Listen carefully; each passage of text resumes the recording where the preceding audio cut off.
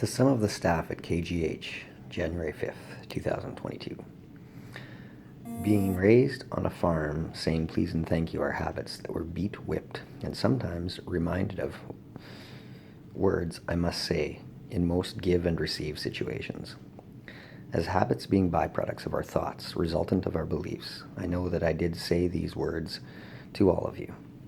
Yet with habits comes habituation, and meaning is often lost.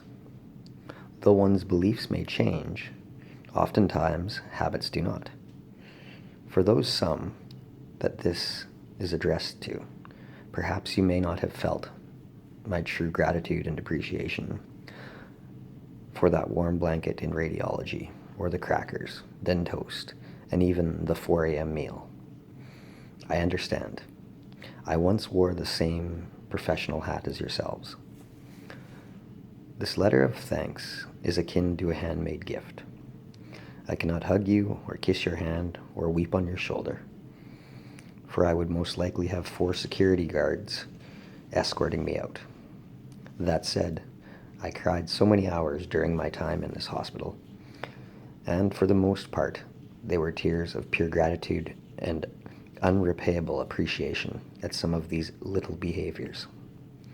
Yes, there were several hours of tears out of sheer pain, and then there was the thought of being wheeled away to the morgue, but those have long since been forgotten. My speculation is I am to be discharged this morning, and I believe whatever ailed me will remain an unknown. Yet, when I prayed, I believe I was given this pain and this challenge to test my own dedication towards my path.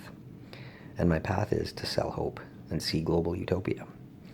A utopia where all souls live and play together in a state of joy and abundance in a sustainable manner. Note the omission of the word work. For those who went about their behavioral duties as a healthcare professional should. You were not working. You were doing what you were meant to do. For those of you, I cannot ever begin to thank you enough. I can simply offer you what I sell, and that is hope. For you, at times, may require hope.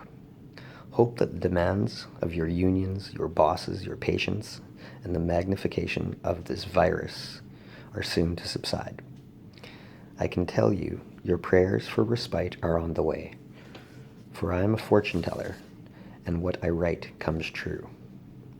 The end of global fear of this virus is nearing its end.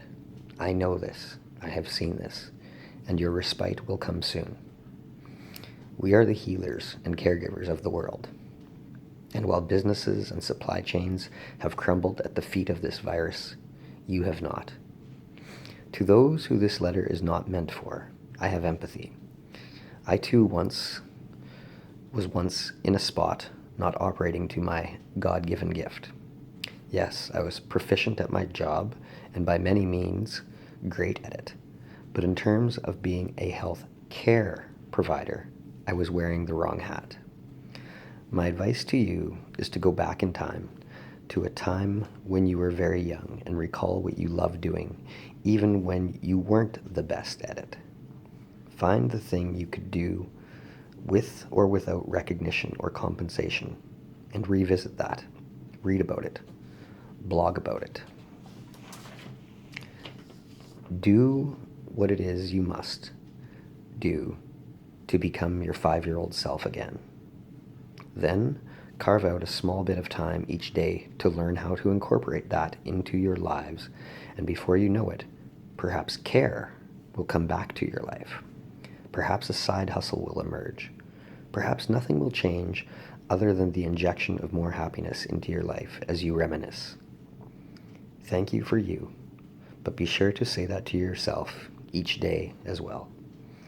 From God, Buddha, Waheguru, Mother Earth, and all the deities from this world and Timbuktu, may joy, happiness, and abundance fill all of you in all that you do.